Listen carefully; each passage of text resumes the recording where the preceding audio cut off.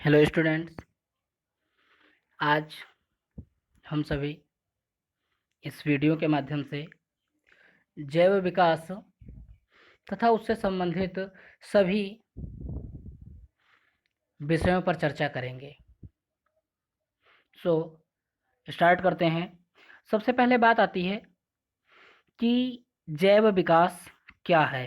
तो जैव विकास कालांतर में हुए जीवों के विकास की प्रक्रिया को जैव विकास कहते हैं। इस प्रक्रिया में हजारों लाखों वर्षों का समय लगता है और एक नई जाति उत्पन्न होती है। जैसे आप सभी जानते हैं कि मनुष्यों की उत्पत्ति होने में न जाने कितने वर्ष लगे। मनुष्य की उत्पत्ति सबसे पहले ऐसे मनुष्य पाए जाते थे जो चारों पैर पर चलते थे। फिर उनके बाद ऐसे मनुष्य पाए जाने लगे जैसे निएंडरथल मानव, क्रो-मैग्नन मानव या आदि मानव जिसे हम कहते हैं। फिर अब हम जो मानव हैं, हमारा वैज्ञानिक नाम होमो सैपियंस आदि। तो जैव विकास धीमी गति से होने वाला क्रमिक परिवर्तन है। धीमी गति से अर्थात इतनी धीमी गति से होने वाला परिवर्तन है कि हम लोगों के शरीर में पहले पूंछ पाई जाती थी, उस केवल पूंछ को गायब होने में न जाने कितने हजार वर्ष लगे, तब जाकर वो पूंछ हम लोगों के शरीर से गायब हुई अर्थात विलुप्त हो गई, जिसके परिणाम स्वरूप पूर्व काल से सरल संरचना वाले निम्न श्रेणी के जीव से आधुनिक श्रेणी के जटिल जीवों का विकास हुआ। यह परिवर्तन आदिकाल से ही होता चला रहा तथा भविष्य काल में भी होता रहेगा। अतः हजारों वर्षों में होने वाले ऐसे परिवर्तन जिनके फलस्वरूप साधारण संरचना वाले प्राणियों तथा अति संगठित प्राणियों में परिवर्तन होता है को जैव विकास कहते हैं। नेक्स्ट, यदि हम चर्चा करें कि जैव विकास के कौन कौन से प्रमाण अब तक हम लोगों के पास आए हैं अर्थात एविडेंस ऑफ ऑर्गेनिक इवोल्यूशन, तो हम कह सकते हैं प्रकृति में अब तक जैव विकास हुआ है। इसके कई प्रमाण हैं। जैसे यदि हम देखें तो सबसे पहले हमारे पास आ गया समजात अंगों से प्रमाण, समरूप अंगों से प्रमाण, अवशेषी अंगों से प्रमाण और जीवाश्म से प्रमाण। नेक्स्ट, यदि हम चर्चा करें समजात अंगों से प्रमाण, एविडेंस फॉर होमोलोगस ऑर्गन। अब होमोलोगस ऑर्गन क्या होते हैं? ऐसी समानता जो समान पूर्वजता तथा मूल संरचना के आधार पर होती है उसे समजातता कहते हैं। जैसे ऐसे अंग जो समान उद्भव तथा मूल रचना में समान होते हैं परंतु इसी के कार्य भिन्न भिन्न होते हैं को समजात अंग कहलाते हैं। जैसे कहने का अर्थ कि कुछ ऐसे अंग होते हैं जिनकी उत्पत्ति समान हुई होती है किंतु उनके कार्य अलग अलग होते हैं। जैसे मनुष्य की भुजाएं, छिपकली के अग्रपाद, मेढक के अग्रपाद, पक्षियों तथा चमगादड़ के पंख, घोड़े के अगले पैर, इन सब की उत्पत्ति समान हुई है किंतु सबके कार्य अलग अलग होते हैं। मनुष्य की भुजाएं किसी चीज़ को पकड़ने के लिए, छिपकली के अग्रपाद दीवार पर चपकने के लिए, मेढक के अग्रपाद कूदने के लिए तथा पक्षियों के चमगादड़ के पंख उड़ने में प्रयोग किए जाते हैं। नेक्स्ट, यदि हम कहें समरूप अंगों से प्रमाण, समरूप अंग अर्थात evidence for analogous organ. Analogous मतलब ऐसी समानता जो अंगों के कार्य के आधार पर होती है परंतु इसमें समान पूर्वज तथा मूल रचना की आवश्यकता नहीं होती है। इन अंगों की मूल रचना तो भिन्न होती है परंतु इनके कार्य समान होते हैं, उन्हें समरूप अंग कहते हैं। अर्थात जो अंग अलग अलग होते हैं तथा उनके कार्य समान होते हैं उन्हें क्या कहते हैं? हम समरूप अंग कहते हैं। जैसे उदाहरण के लिए कीटों के पंख तथा पक्षियों के पंख। तो ये कीटों के पंख ज़्यादा ऊंचाई तक नहीं उड़ सकते हैं और इनकी बनावट अलग होती है किंतु दोनों ही हवा में उड़ने का कार्य करते हैं। नेक्स्ट, एक मोस्ट इंपॉर्टेंट पॉइंट आया है जिसे आप नोट कर लेंगे। समजातता अपसारी जैव विकास का प्रमाण प्रस्तुत करती है जो समान कार्य के लिए अनुकूलित हो जाने के फलस्वरूप एक जैसे दिखाई देते हैं लेकिन मूल रचना एवं उत्पत्ति में भिन्न होते हैं, समरूप अंग कहलाते हैं। इस स्थिति को समरूपता या समवर्तिता भी कहते हैं। कभी कभी बोर्ड एग्जाम में एक नंबर के लिए क्वेश्चन दे दिया जाता है कि समरूपता या समवर्तिता क्या है, तो यहाँ पे आप लिख देंगे कि समजातता को ही समवर्तिता कहते हैं। नेक्स्ट, समजात एवं समरूप अंगों में अंतर। अब समजात एवं समरूप अंगों में अंतर क्या होता है? समजातता एवं समरूपता में अंतर। सबसे पहले बात करेंगे हम समजातता की और फिर समरूपता की।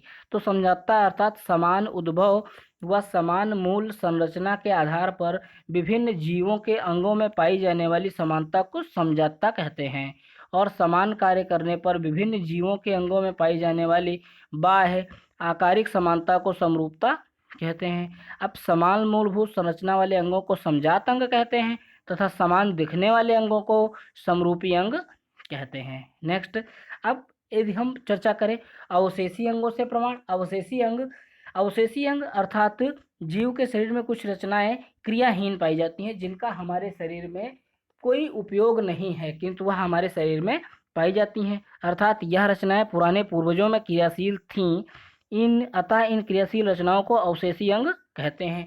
कहने का आशय यह है कि कुछ ऐसे अंग हैं जो पूर्वजों में पाए जाते थे, तो उनमें क्रियाशील थे, किंतु अब हमारे शरीर में भी पाए जाते हैं, किंतु यह क्रियाशील नहीं है। तो ऐसे अंगों को क्या कह देते हैं हम? अवशेषी अंग कह देते हैं। जैसे त्वचा के बाल, कर्ण पल्लवों की पेशियां, डोडो पक्षी के पंख, सर्पों के पक्षपाद आदि। यह पूर्वजों में पाए जाते थे, उनमें क्रियाशील भी थे, किंतु हमारे शरीर में इनका कोई कार्य नहीं है। जैसे शरीर के ऊपर जो छोटे छोटे रोमाप पाए जाते हैं, इनका हमारे शरीर में कोई काम नहीं है। कर्ण, जो बाहर की तरफ कर्ण निकला हुआ है, इनका भी हमारे शरीर में कोई कार्य नहीं है।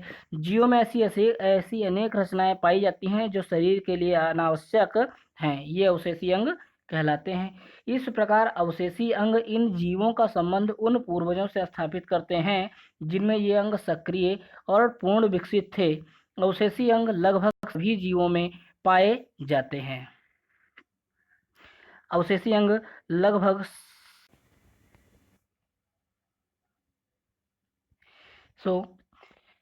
अवशेषी अंग लगभग सभी जीवों में पाए जाते हैं। अब बात आ गई जीवाश्म से प्रमाण। जीवाश्म अर्थात कुछ जीव लाखों करोड़ वर्ष पहले जीवित थे, किंतु अब नहीं पाए जाते हैं, अर्थात ऐसे विलुप्त जंतुओं और पौधों के अवशेष या चिन्ह पत्थरों तथा चट्टानों में दबे हुए मिलते हैं।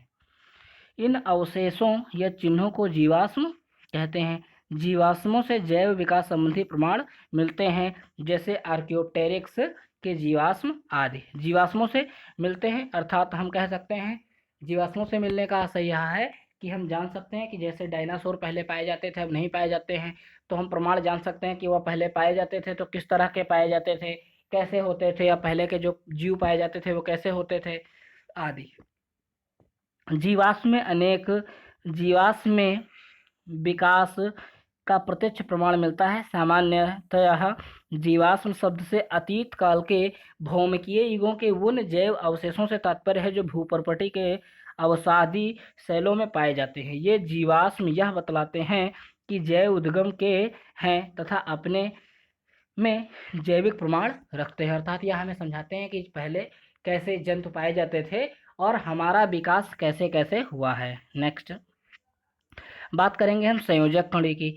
संयोजक कड़ी अर्थात कनेक्टिंग लिंक। कनेक्टिंग लिंक क्या होती है?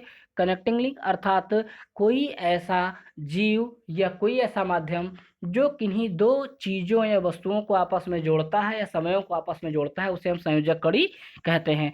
अर्थात वे जातियां जो अपने से कम विकसित जातियों तथा अपने से अधिक उच्च विकसित कोटि की जातियों की सीमा रेखा अर्थात दोनों ही जातियों के लक्षण का सम्मिश्रण रखती हैं, उन्हें संयोजक जातियां कहा जाता है। इनके लिए जैव विकास का ठोस प्रमाण मिलता है, जैसे युगलीना।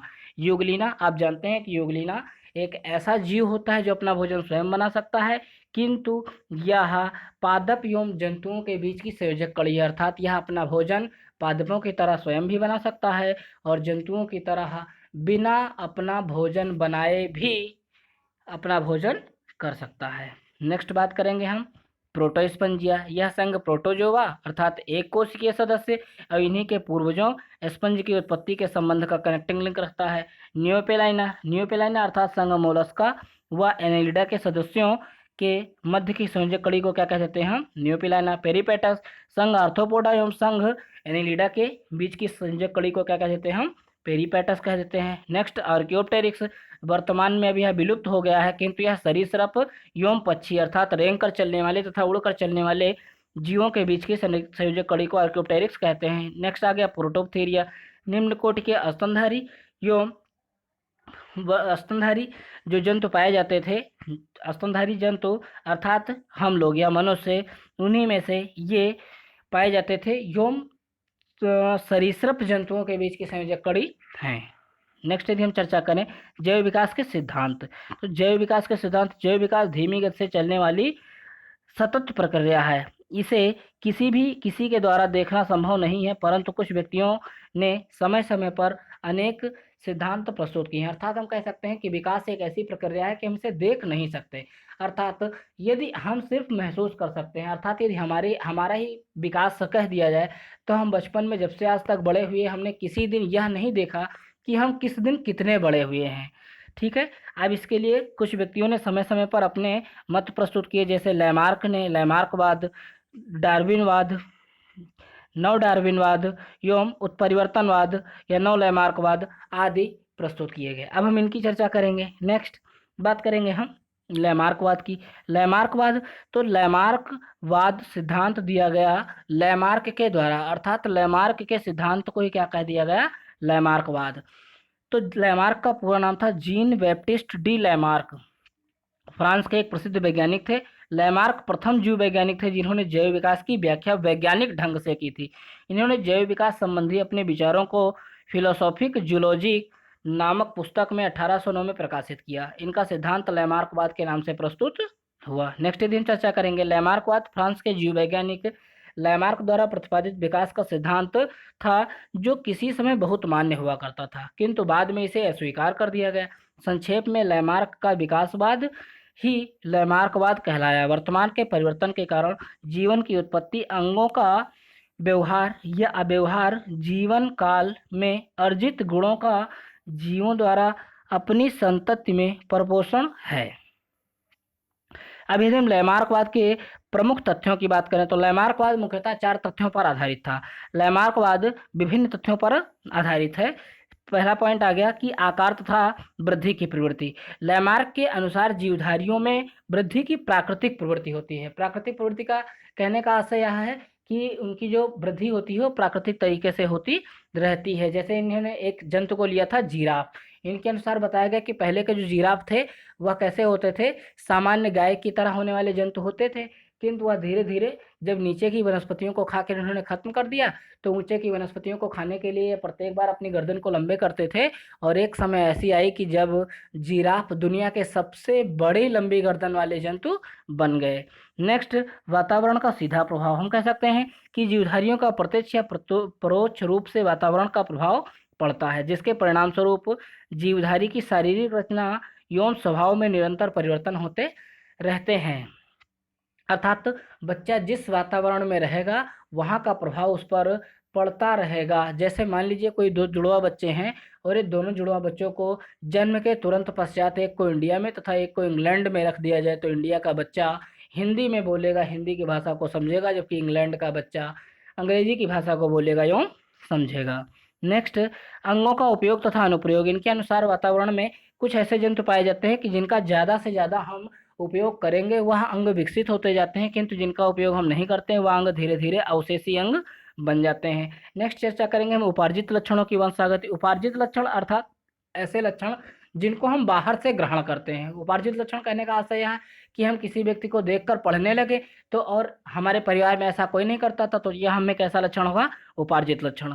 तो वातावरण के प्रभाव से अंगों के उपयोग व अनुप्रयोग से जीवधारियों के शरीर में विभिन्न लक्षण विकसित हो जाते हैं और वह वंशागत होने के कारण माता पिता से उनकी संतानों में पहुंच जाते हैं। ऐसे लक्षणों को जो किसी जीवधारी की जीवन काल में उपरोक्त कारणों से विकसित होते हैं, उपार्जित लक्षण, और उनके संतानों में पहुंचने की क्रिया को वो लक्षणों की वंशागति कहते हैं। अर्थात कुछ ऐसे लक्षण होते हैं जो किसी पीढ़ी में विकसित होते हैं तथा उसके बाद से आनुवांशिक हो जाते हैं। ऐसे लक्षणों को क्या कह दिया जाता है, उपार्जित लक्षण कह दिया जाता है। नेक्स्ट, अपने सिद्धांत को प्रमाणित करने के लिए लैमार्क ने अनेक उदाहरण प्रस्तुत किए, जिनमें से निम्न है। जैसे जिराफ की लंबी गर्दन। मैंने आप लोगों को बताया कि जिराफ की गर्दन पहले सामान्य हुआ करती थी, किंतु जब उन्हें लैमार्क के अनुसार जब उन्हें पृथ्वी पर नीचे खाने के लिए हरा चारा नहीं मिला तो वह दिन प्रतिदिन अपनी गर्दन को ऊपर करते चले गए और एक समय ऐसा आया कि जब जिराफ दुनिया के सबसे लंबी गर्दन वाले जीव बन गए। नेक्स्ट बात करेंगे हम सर्पों के पैर का ना होना।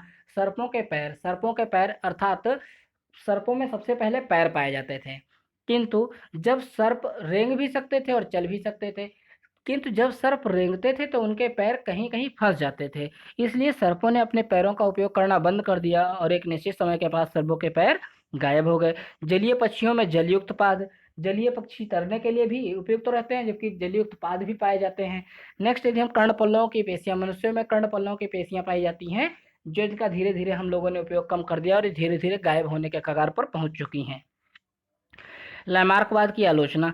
लैमार्कवाद का कई वैज्ञानिकों ने खंडन किया तथा प्रयोगों एवं उदाहरणों से सिद्ध कर दिया कि उपार्जित लक्षणों की पीढ़ी दर पीढ़ी वंशागत नहीं होती है, अर्थात ऐसे लक्षण जिनको किसी पीढ़ी में उपयोग किया जाता है या किसी पीढ़ी में अर्जित करते हैं, वह पीढ़ी दर पीढ़ी स्थानांतरित नहीं होते हैं और न ही अंगों का अधिक विकास होता है।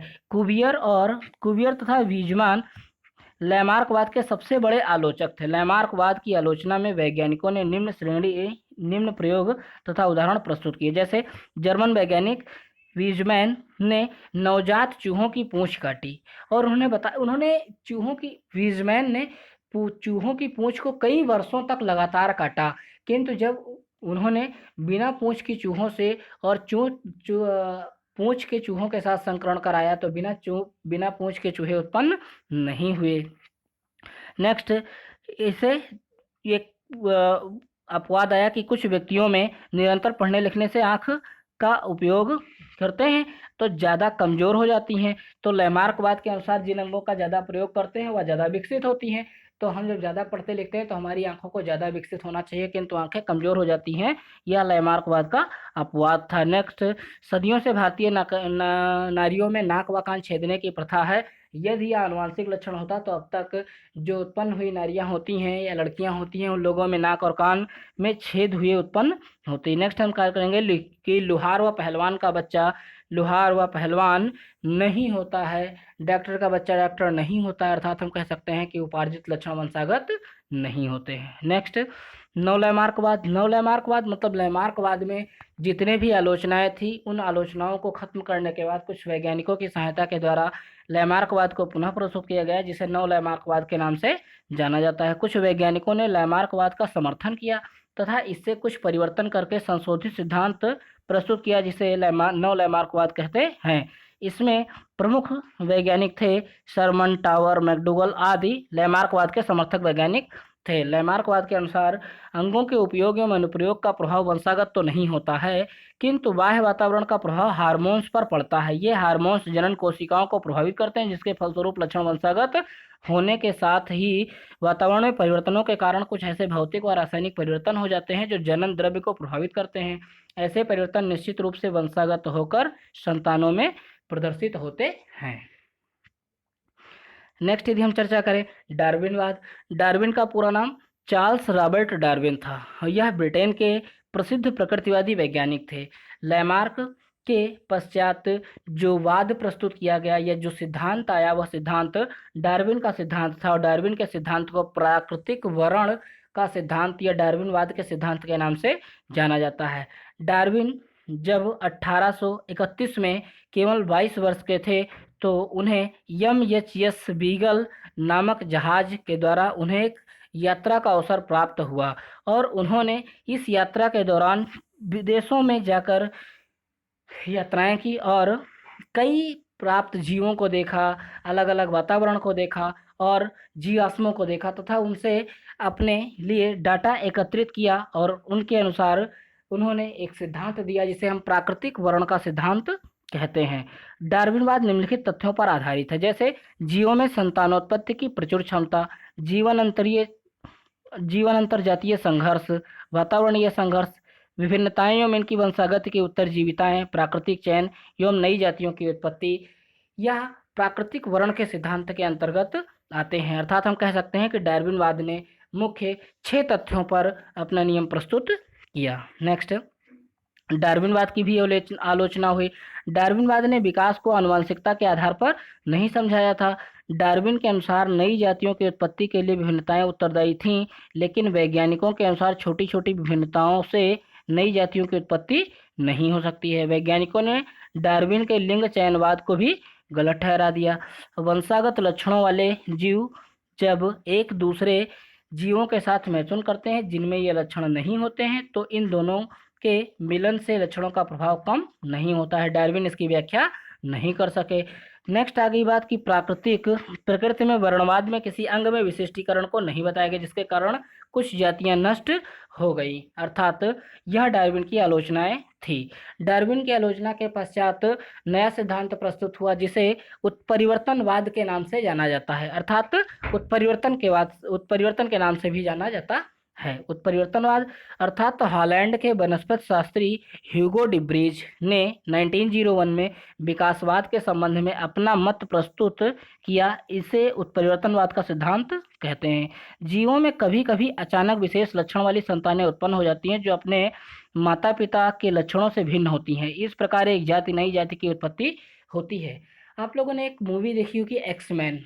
एक्समैन में वह मूवी बेसिकली म्यूटेशन पर ही आधारित है, अर्थात कहने का आशय यह है कि जब किसी जाति में उनके गुणसूत्रों में कुछ परिवर्तन हो जाते हैं तो उनमें कुछ ऐसे विशिष्ट लक्षण उत्पन्न हो जाते हैं जो साधारण मनुष्यों में नहीं होते हैं, और यह लक्षण धीरे धीरे जन्मजात हो जाते हैं, अर्थात आनुवंशिक पीढ़ी के द्वारा पीढ़ी दर पीढ़ी स्थानांतरित होने लगते हैं, जिसे हम उत्परिवर्तनवाद के तहत रखते हैं। ह्यूगो डिब्रीज ने, और यह लक्षण अचानक किसी पीढ़ी में उत्पन्न होते हैं उसके बाद वंशागत होते हैं। ह्यूगो डिब्रीज ने सर्वप्रथम उत्परिवर्तन को सांध्य प्रिमरोज, एक यूनिंग प्राइमरोज का पौधा था जिसका साइंटिफिक नेम ओइनोथेरा लैमार्कियाना था, नामक पौधे में देखा। प्राइमरोज के पौधे में कुछ ऐसे पौधे उत्पन्न हुए जो अपने जनक पौधों से बिल्कुल भिन्न थे। ऐसे पौधों को उत्परिवर्ती कहा गया और इन पौधों में कई पीढ़ियों तक उगाकर देखा गया और पाया गया कि इनकी संतानों में भी उत्परिवर्तन पौधों की भांति समान गुण थे। एक साइंटिस्ट है टी.एच. मॉर्गन ने 1909 में फल मक्खी जिसका नाम होता है फ्रूट फ्लाई या जिसका वैज्ञानिक नाम होता है ड्रोसोफिला के विभिन्न प्रकार के उत्परिवर्तनों का अध्ययन भी किया। नेक्स्ट हम बात करें उत्परिवर्तन के कारण, कौन कौन से ऐसे कारण हैं जो उत्परिवर्तन को जन्म देते हैं। युग्मक बनते समय क्रोमैटिड्स के स्थानांतरण, उत्क्रमण, विलोपन तथा आवृत्ति आदि के कारण गुणसूत्र उत्परिवर्तन होता है। गुणसूत्र पर जीन्स की स्थिति में परिवर्तन को जीन उत्परिवर्तन तथा गुणसूत्रों की संख्या में परिवर्तन को गुणसूत्र समूह में उत्परिवर्तन कहते हैं। नेक्स्ट, अर्थात कहने का आशय यह है कि जब क्रॉसिंग ओवर होता है तो क्रॉसिंग ओवर होने के दौरान जब जीन में परिवर्तन होता है तो उसको जीन में उत्परिवर्तन, तथा जब गुणसूत्र में उत्परिवर्तन होता है तो उसे गुणसूत्रों में उत्परिवर्तन कहते हैं। नेक्स्ट यदि हम बात करें वातावरणीय प्रभाव जैसे रेडियोधर्मी पदार्थों, अंतरिक्ष किरणों, परावैंगनी किरणों तथा अनियमितताओं आदि के कारण भी उत्परिवर्तन होता है। शरीर की आंतरिक स्थिति जैसे अनियमित हार्मोन स्रावण, उपापचय त्रुटियों आदि के कारण भी उत्परिवर्तन होता है। विभिन्न रसायनों तथा यक्ष किरणों आदि के प्रभाव से भी कृत्रिम उत्परिवर्तन हो जाते हैं। अब आ गया उपार्जित लक्षण। उपार्जित लक्षण अर्थात पर्यावरण के प्रभाव के कारण उत्पन्न होने वाले वे लक्षण जो ना तो जन्मजात होते हैं और ना ही आनुवांशिक उपार्जित लक्षण कहलाते हैं। अर्थात हम कह सकते हैं कि उपार्जित लक्षण वे लक्षण होते हैं जो किसी पीढ़ी में कलेक्ट किए जाते हैं या किसी पीढ़ी में एक साथ आ जाते हैं, या जिसे कोई बच्चा बाहर से ग्रहण करता है उसे उपार्जित लक्षण कहते हैं। अब आनुवांशिक लक्षण अर्थात वह लक्षण जो माता पिता से संतान में आते हैं उन्हें आनुवांशिक लक्षण कहते हैं। ये लक्षण सतत रूप से पीढ़ी दर पीढ़ी स्थानांतरित होते रहते हैं और एक पीढ़ी में स्थानांतरित होने के कारण ही इन्हें हम आनुवांशिकता से संबंध रखते हैं या आनुवांशिकता कहते हैं। उपार्जित तथा आनुवांशिक लक्षणों में अंतर। उपार्जित लक्षण और आनुवांशिक लक्षण, यह गुण आजीवन विकसित होते रहते हैं। जो उपार्जित लक्षण होता है ये कैसे होता है, आजीवन विकसित होता रहता है। हम डेली किसी नए व्यक्ति से मिलते हैं और डेली हमें कोई नया गुण विकसित होता है और यह लक्षण जन्म के बाद प्रस्तुत होते हैं। यह वंशानुक्रमित नहीं हो सकते हैं, संतानों को पारित नहीं करते हैं, संतानों को विरासत में मिलता है और जीन्स में नहीं होते हैं। जैसे व्यवहार, एक उपकरण खेलने की कला, और जीन्स में होते हैं जैसे बाल का रंग। अर्थात जो हम व्यवहार, हमारा व्यवहार, हम किसी दूसरे व्यक्ति के साथ मिलते हैं, हम उसके व्यवहार पर ही डिपेंड करते हैं कि हमारा व्यवहार कैसा होगा, अर्थात यह उपार्जित लक्षण है। किंतु जो हमें बाल का रंग, आंखों का रंग, हमारे चेहरे का आकार ये सब प्राप्त हुआ, यह हमारा आनुवांशिक लक्षण है। नेक्स्ट, लैमार्कवाद तथा डार्विनवाद में अंतर। लैमार्कवाद और डार्विनवाद में अंतर आप पढ़ चुके हैं, इसे आप कॉपी में नोट कर लेंगे। नेक्स्ट, जाति उद्भव अर्थात स्पेसिएशन क्या है।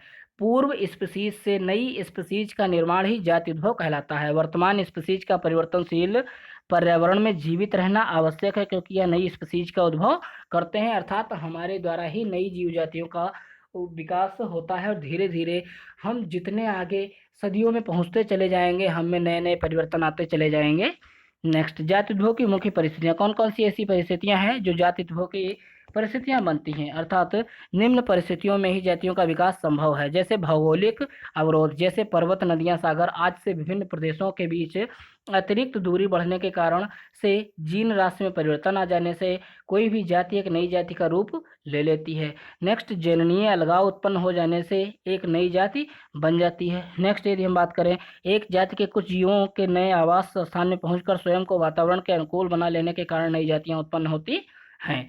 नेक्स्ट, यदि हम बात करें, पर्यावरण के समय समय पर होने वाले परिवर्तनों के साथ साथ जीवों में भी स्वयं परिवर्तन होते रहते हैं, और एक जाति के कुछ जीवों की संरचना में उसी पर्यावरण में रहते हुए अचानक ही कुछ परिवर्तन आ जाते हैं, जिसे हम उत्परिवर्तन कहते हैं। सो नेक्स्ट, एक मोस्ट इंपॉर्टेंट पॉइंट है जिसे आप कॉपी में नोट कर लेंगे, विकास को प्रगति के समान नहीं मानना चाहिए, क्योंकि जैव विकास के सिद्धांत का अर्थ कोई वास्तविक प्रगति नहीं है। विविधताओं की उत्पत्ति एवं प्राकृतिक चयन द्वारा उसे स्वरूप देना मात्र ही विकास कहलाता है।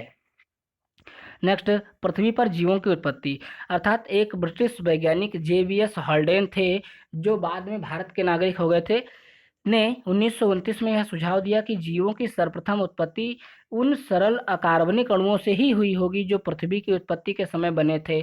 उसने कल्पना की कि पृथ्वी पर उस समय वातावरण पृथ्वी के वर्तमान वातावरण से सर्वथा भिन्न था। इस प्राथमिक वातावरण में संभवतः कुछ जटिल कार्बनिक अणुओं का संश्लेषण हुआ जो जीवन के लिए आवश्यक थे। सर्वप्रथम प्राथमिक जीव अन्य रासायनिक संश्लेषण द्वारा उत्पन्न हुए होंगे, अर्थात जटिल अंगों का विकास एवं उनमें भिन्नता के कारण। जैसे इनका प्रमुख कारण अलग अलग विकासीय उत्पत्ति है। इनके DNA में परिवर्तन जो उनकी क्रमिक विकास के रूप में दिखाई देता है वह अनेक पीढ़ियों में हुआ है, और आँख या अन्य कोई अंग या चयन उसकी उपयोगिता के आधार पर होता है। प्राकृतिक चयन भी इसका प्रमुख कारण है। सो हम चले, thank you friends, thank you students. आज हम लोगों ने इसके बारे में चर्चा की। अब हम लोग नेक्स्ट वीडियो के माध्यम से मानव विकास या हमारी जो पृथ्वी पर विकास हुआ उनमें ओपेरिन सिद्धांत के विषय में जानेंगे। So please like and subscribe to my YouTube channel. Thank you.